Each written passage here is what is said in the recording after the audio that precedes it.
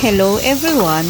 Noong linggo pa nga ang walang tigil na pag-ulan at hindi na kami nakapamalengke kaya naman wala na kaming stock na karne sa ref. Mabuti na lang noong pauwi kahapon ay may nadaanan pang gulay na tinitinda sa kariton kaya nakabili pa ng 40 pesos na kalabasa, isang carrots.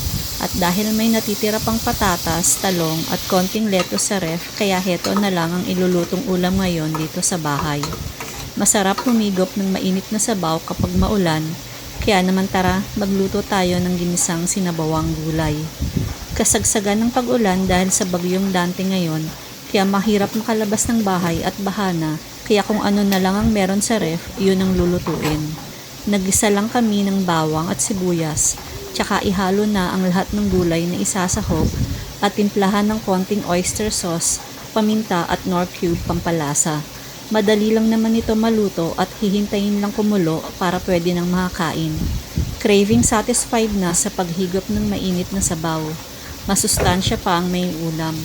Mag-ingat tayong lahat at naway tumila na ang patuloy na pag-ulan para naman makapasok na ang lahat sa trabaho at eskwela. At heto, luto na ang ating ginisang sinabawang gulay. Tara, kain na tayo. Thank you for watching.